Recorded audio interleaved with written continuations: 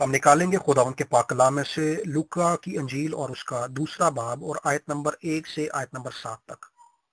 उन दिनों में ऐसा हुआ कि कैसर अगस्तस की तरफ से यह हुक्म जारी हुआ कि सारी दुनिया के लोग नाम लिखवाएं। ये पहली इसम नवीसी सूरिया के हाकिम कुरीनियस के अहद में हुई और सब लोग नाम लिखवाने के लिए अपने अपने शहर को गए। यूसुफ भी गलील के शहर नासरत से दाऊद के शहर बैतलहम को गया जो यहूदिया में है, इसलिए कि वो दाऊद के घराने और औलाद से था, ताकि अपनी मंगेतर मरियम के साथ जो हामला थी नाम लिखवाए। जब वो वहां थे तो ऐसा हुआ कि उसके वजाए हमल का वक्त आ पहुंचा और उसका पेलोठा बेटा पैदा हुआ और उसने उसको कपड़े में लपेटकर चरनी में रखा क्योंकि उसके वास्ते सराय में जगह ना थी। आमीन।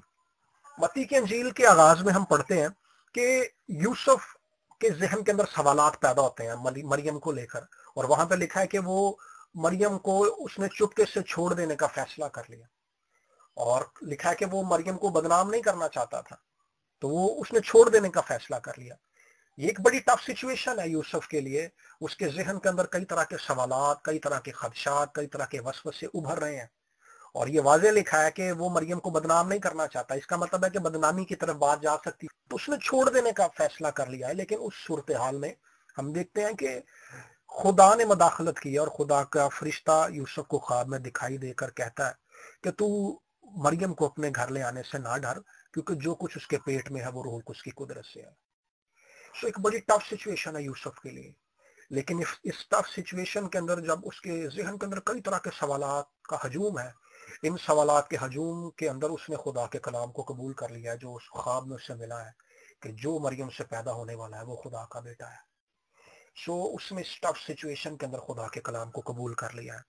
और इस टफ सिचुएशन के बाद जो अगला पड़ाव है, अगली टफ सिचुएशन है, वो ये है कि बादशाह की तरफ से हुक्म जारी हो गया है कि सारे लोग अपने नाम लिखवाने के लिए अपने बाप दादा के शहरों में जाएं। सो ये लोग गलील में रहते हैं, गलील के शहर नासरत में, इन्होंने नासरत से बैतलहम जाना है। और मरियम जो है वो प्रेग्नेंट है इस वक्त, लिखा कि उसके बजाय हमल का वक्त भी आ चुका है। सो इस नाजुक सूरत हाल के अंदर इतना सफर करना ये आसान नहीं था। ये एक बड़ी टफ सिचुएशन थी यूसुफ के लिए भी। लेकिन ऐसा लगता है जब हम इस पैसेज को पढ़ते हैं कि कैसर अगस्तस का ये अपना ख्याल है कि सब लोग नाम लिखवाने के लिए अपने अपने शहरों में जाएं, जबकि ये इसका अपना ख्याल नहीं है। इस हालत के अंदर भी हम देखते हैं कि खुदा मदाखलत कर रहा है। खुदा कैसे मदाखलत कर रहा है? ये पीछे मीका नबी की नबूवत थी। मीका की किताब 5वें बाब की 6ठी आयत के अंदर लिखा है कि ए बैतलहम में फराता, अगरचे तू यहूदा के हजारों हजार में शामिल होने के लिए छोटा है, तो भी तुझ में से एक सरदार निकलेगा जो मेरे हजूर इसराइल का हाकिम होगा, और उसका जमाना मसदर हाँ कदीमुल अयाम से है।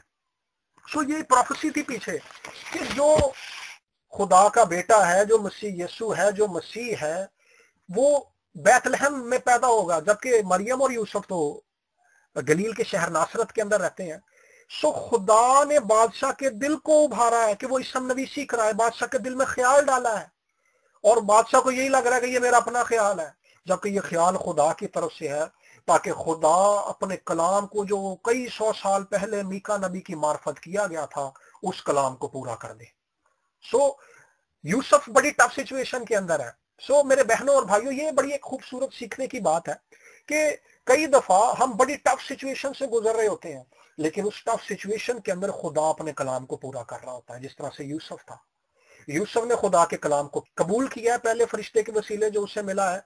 फिर दूसरी बात, जिस टफ सिचुएशन से वो गुजर रहा है, अपनी बीवी मरियम को वो लेकर जा रहा है, तो उस नाजुक वक्त के अंदर उसे नहीं मालूम कि ये हालात जो है खुदा की तरफ से क्रिएट किए गए हैं, लेकिन उसने इन हालात को कबूल कर लिया है। और बादशाह को भी नहीं पता कि जो ख्याल मैं कर रहा हूं वो किस वजह से है। उसे लग रहा है ये मेरा ही ख्याल है, जबकि ये बराह रास्त खुदा की मदाखलत की।